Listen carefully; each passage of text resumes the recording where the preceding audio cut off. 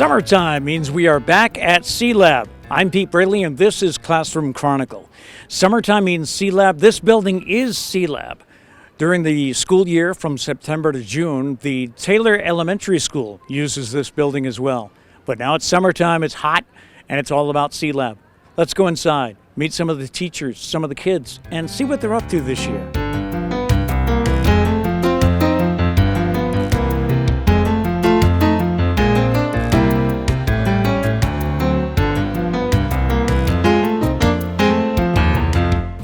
We're joined now by Simone Bourgeois, who is the facilitator here at Sea Lab. And Simone, thank you so much for allowing us to come in and interrupt your day, I guess. But thank you so much for being here today.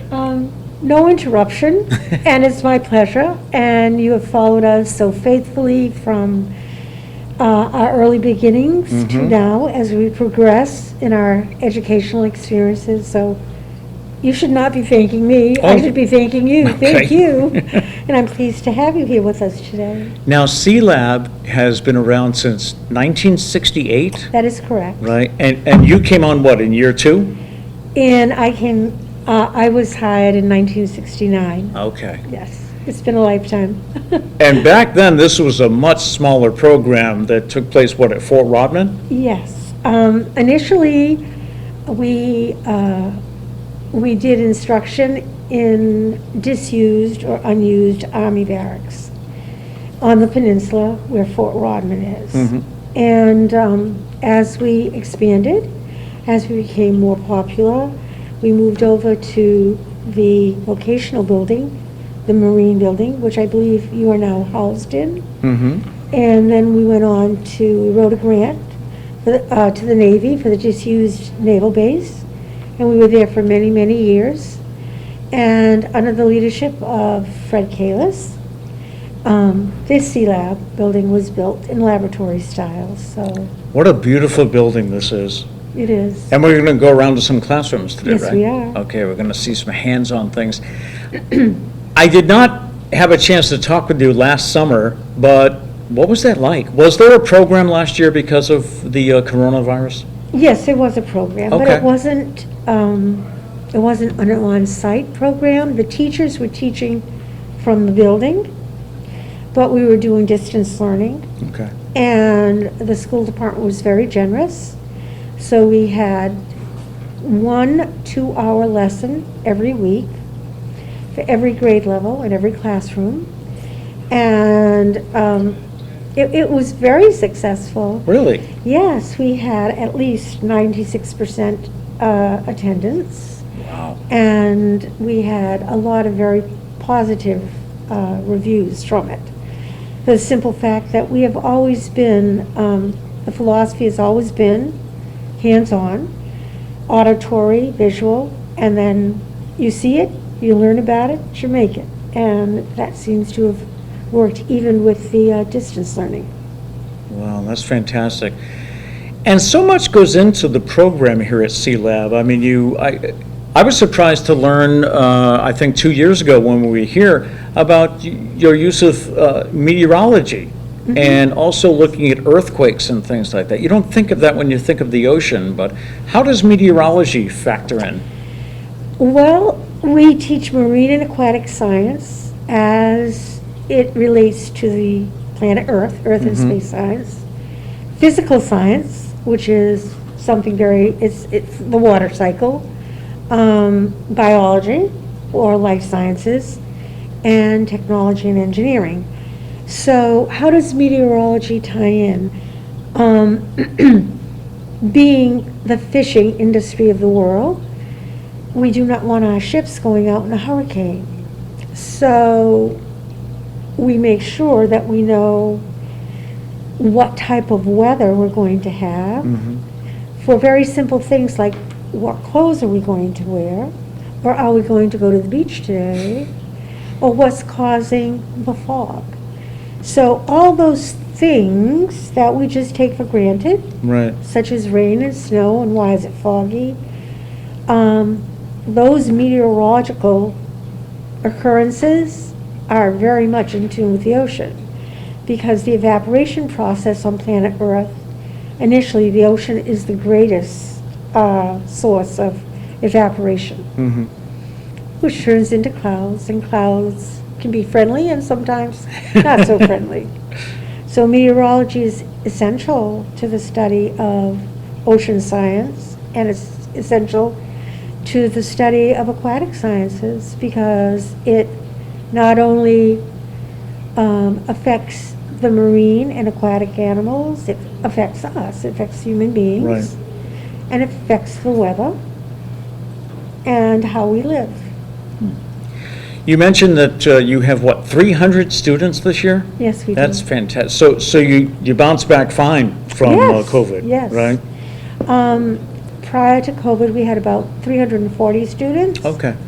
So now we're down a slight percentage, but that's not a problem. Next year we'll be up Yeah. full. And you told me in the past that one of the things I think you're very excited about was the growth of female numbers. Oh, yes. Am I right? Mm-hmm. Because at the beginning, say back in 1968, 69, it was all guys. Yes, it was. Yeah. And I think it was, and I certainly don't want to be biased on this, but I think the reason why they had just fifth grade gentlemen was because of the swimming and the facilities to change Okay. and not change.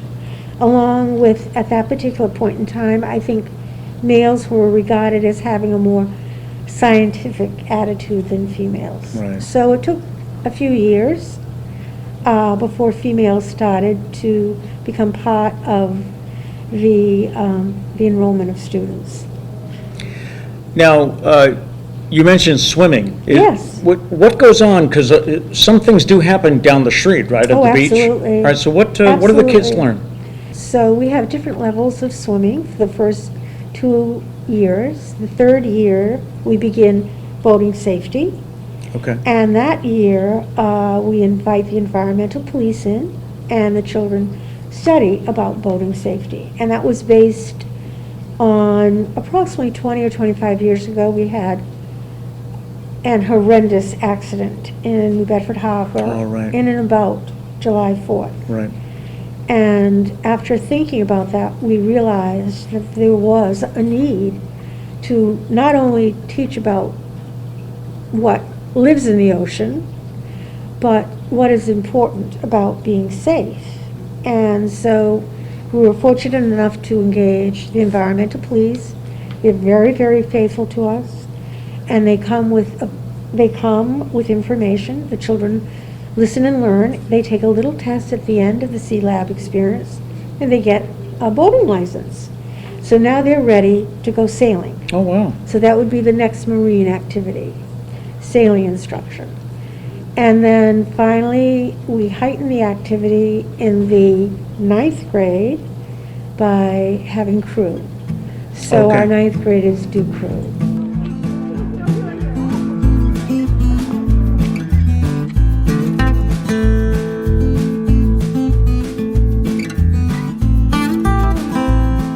One of the things that we try to emphasize is the teamwork involved in this sport.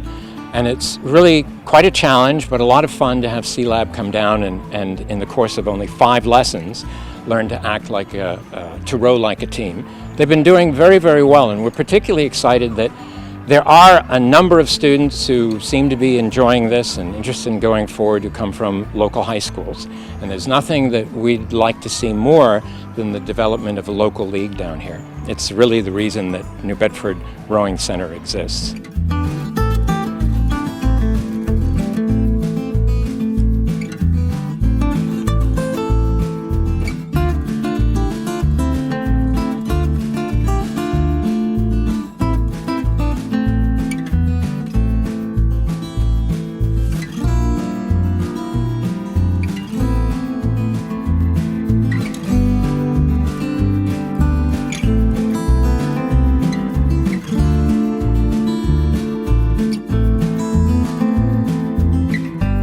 Remember, everyone, you're not just bystanders, you're actively helping out whoever is doing something at the moment. So hold on to the boat, keep the shaft of the oar perpendicular to the boat and the blade flat on the water.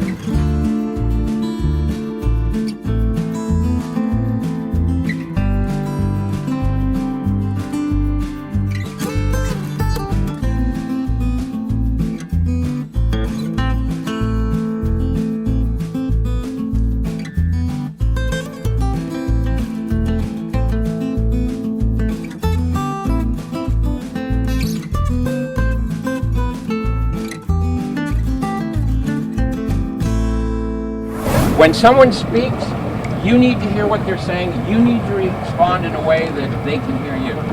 So coxswain, it's all 8, countdown when ready, Okay. and then as loud as you can, bow and through the boat. So coxswain, All 8, countdown when ready. perfect. Now! 2, Louder. 2, 3, 4, 5. 6, 7. Stroke. Excellent. I'm Darcy McMahon. I'm here on Pope's Island in New Bedford with the New Bedford Rowing Center. This morning we're privileged to have young adults from the Sea Lab program. One of the things we're trying to do here is to introduce these kids, young adults, to the sport of rowing, something that they will hopefully carry with them for the rest of their lives. We're going to be on our 4th of 5 sessions with the Sea Lab students, and this morning we're hoping to get at least 2 crews out on the water, one of them in an 8-oared shell and the other in a 4-oared shell. Both of these shells are propelled simply by a rower having an oar in each hand. Some of you may have heard the word sculling. It's different from rowing. In rowing, each rower has one oar in his or her hand, and in sculling, the rower has an oar in each hand. So if you see a single on the water, that's sculling. And there's such thing as a double scull, and there's also, if you're watching the Olympic Games, you may see quadruple sculls. That's with 4 scullers in the boat. What we're going to be doing here today is just rowing in an 8 and rowing in a 4. One of the things that the students have been doing here is working out on what's known as an erg. It's an indoor rowing machine, not really used very much for teaching rowing, but mostly used today for staying in shape for rowing. Most of the members of the Olympic rowing team use the Concept 2 erg, which we use here in New Bedford. It's a great device for staying in shape, learning how to what sequence to take strokes on the when you're rowing. And we don't use it a lot to teach rowing. We use it a lot, though, to stay in shape when we can't be out on the water.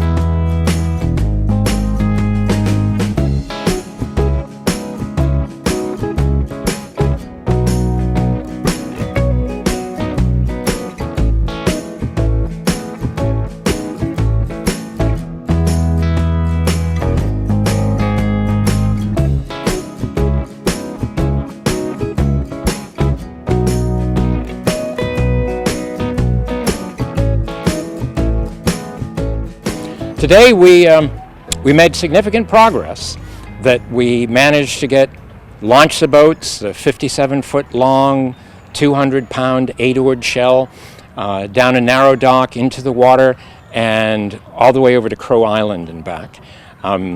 Really, for beginners, that's like a circumnavigation of the world, to actually be able to launch, go a distance, turn around, and come back. It all depends on teamwork.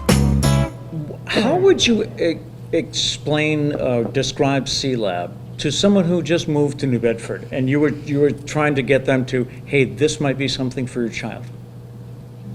This is the most fun and the most ambitious endeavor that you could have in any learning experience. You will be happy here and you will walk away and say to me, especially the little ones, Mrs. Bourgeois, is this really school?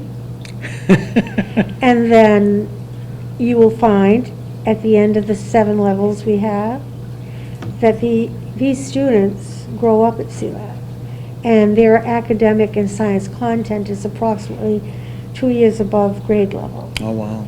So that by the time they are sophomores in high school, they've done dissections since 5th grade, they've done investigations, they have built robots, they have worked with Noah. So if I had to sell it to someone, I would say it's probably the most enjoyable learning experience that you will have. And when you are 50 years old and someone mentions Sea Lab, you will definitely smile. and state that. And you have many, that's terrific. And you have many students that come back. Oh, yes, right? yes, I do. In fact, this year I was very proud. Noah approached us and asked if we would be interested in having some of our teenagers participate in Noah activities. And I said, absolutely, because that is another pathway or another adventure for them, or maybe even an occupation that they may choose. Right. And ironically enough, the person who came was a Sea Lab student, and he was also in my 6th grade when I taught 6th grade, and he was amazed because he was working with our 6th level, which is like 8th grade rising or just completed. Right. And we had set up tents outside because we wanted the children to have some aeration. And we knew what they were bringing. They were bringing many different species of fish. And Mr. Dayton was very, very amazed at they understood all the complications.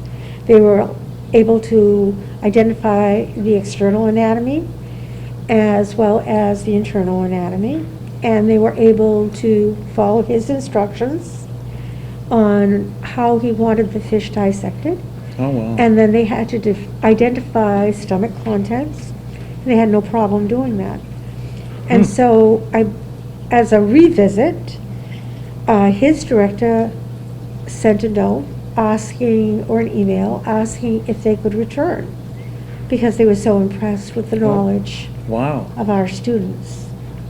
That's So, fantastic. congratulations to Bedford Public Schools Yes. for providing an educational outreach and a pathway that children can be, or young adults, can be interested in. That's just another direction that they can go through.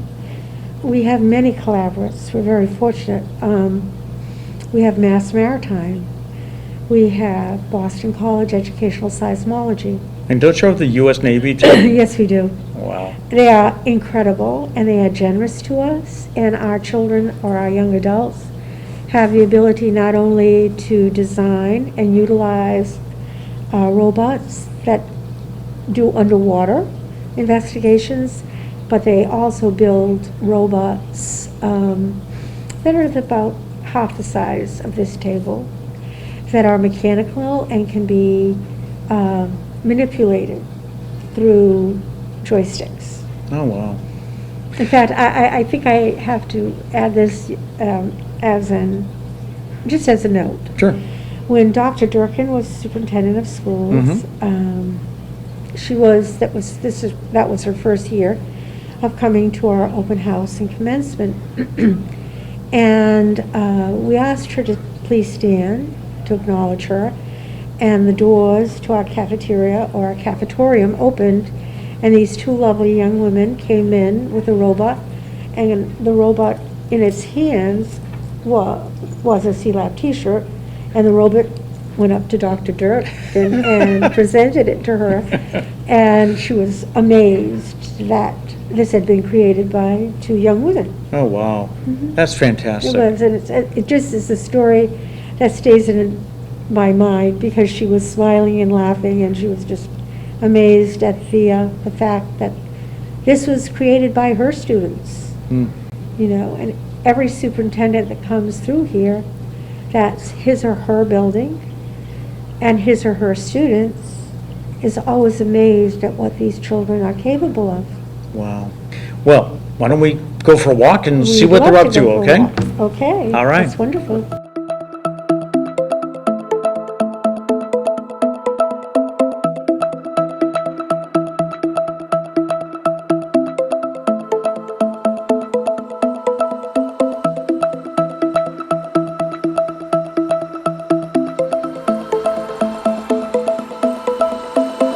Sean Goggin is teaching ninth graders? Yep. Okay, and what are the ninth graders working on?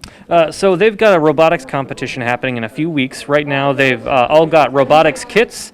they're putting together a robot. Each team has to build a robot that can compete in a pirate-themed challenge this year. I created this game trying to make a pirate theme. So we're trying to expose the kids to different challenges. So they have to work on different physics to build the robots. So in this year's game, we have the wiffle balls that are representing cannonballs. They have to collect those to try to knock down the masts that are across on the other side of the opposing alliance pirate ship. They're collecting these gold bricks to bring them to their pirate ship. Right. Then we have these large foam blocks representing treasure chests, which is just a larger shape and more bulky to try to work around. And then there's gangplanks to actually get to the other pirate ship. The thought being that the tiles represent the deck of your boat, while the rest of the field is all water. So if you end up in the water, you're swimming with the fishes. So the teams have to knock down a gangplank to get to the opposing ship, so they can try to collect the gold and treasure chests while launching cannonballs at their opponent's alliance masts to score points. Over the course of the weeks, they're going to be learning how to build a basic drivetrain. They're going to learn how to build launching mechanisms, how to program these robots, and they're basically going to be tinkering, trying to troubleshoot ways into scoring more points than all the other teams. Now, are you a Sea Lab graduate? Did you go here? I did not, no, Okay. but I teach classes here at Sea Lab throughout the school year. With the Naval Undersea Warfare Center, we teach classes on buoyancy and measuring density and basic engineering concepts. Every fourth and fifth grader in New Bedford passes through Sea Lab, and we teach them how to build a small robot, and we teach them how to calculate density. How many years have you been with Sea Lab? I've been coming for at least 7 years now. Wow. And you're always working with robotics in some way? In some way, yep. And all of our volunteers, too. We have several volunteers here from the Naval Undersea Warfare Center. And, we get to talk one-on-one with each team. Anytime they need to learn how to build something or have any questions for us, we have plenty of volunteers here to walk them through it. Scientists and engineers who, work on undersea robots year-round.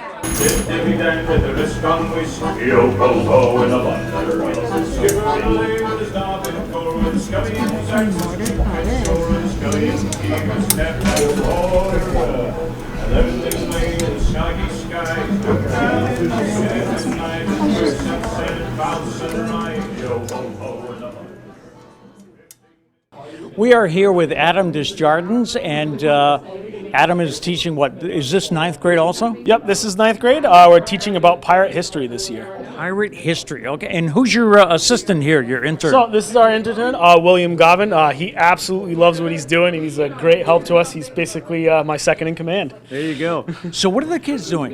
Right now the kids are just doing robots today, since we have the Naval Undersea Warfare Center here. But during the summer, they're going to learn about the history of piracy throughout human history, and a lot of the impacts that we see in today's world that can still trace back to, when pirates roamed the high seas. Can you give me an example?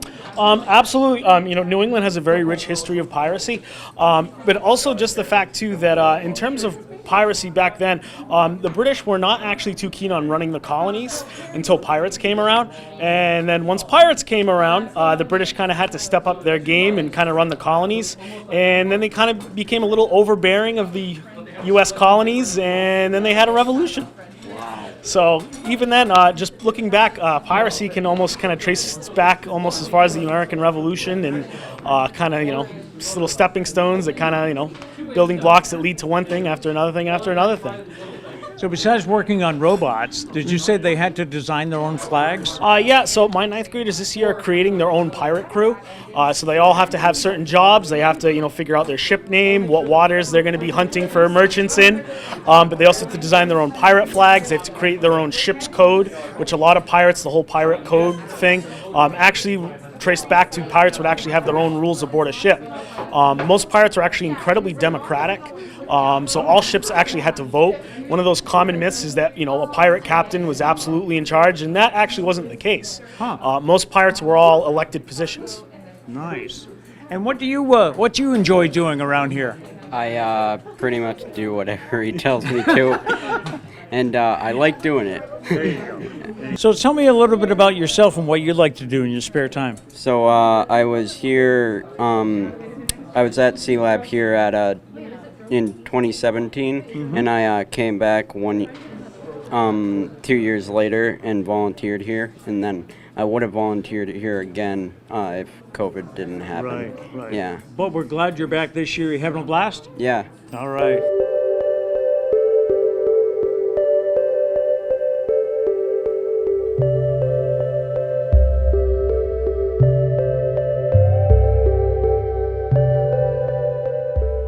We're learning about hurricanes today, and what is your name?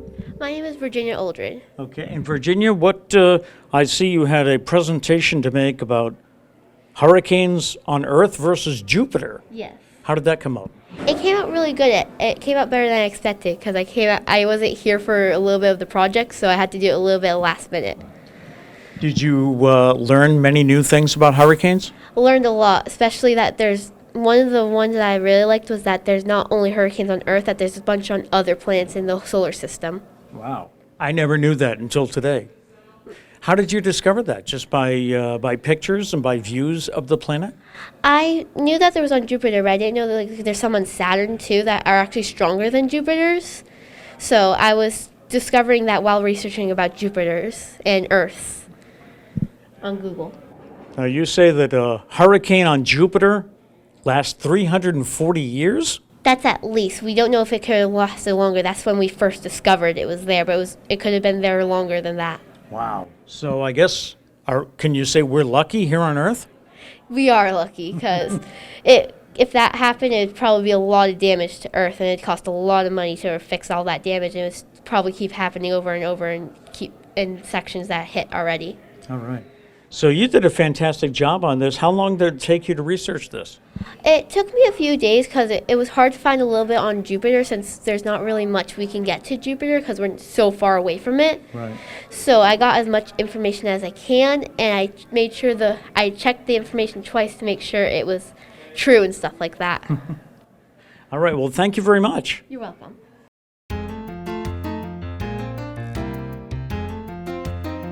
It's so great to see the great work that goes on here at Sea Lab, the teachers, the students, and I think it's a hidden gem that the New Bedford Public Schools has to offer.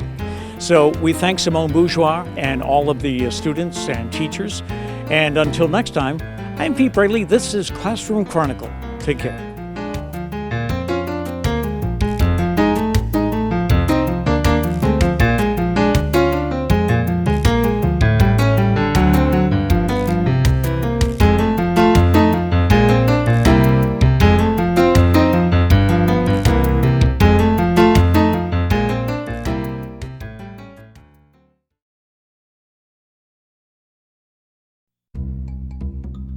Sure, I look cute now, but when my owner lost his job, it was rough. I was living on the street, and one night, me and this Cocker Spaniel got into it so bad, I wound up looking like an ice cream cone. I cried a little bit, but thankfully I got rescued, so I'm running, I'm jumping, all back to my old self, and I'm ready to give unconditional love, even if you put a lampshade on my head.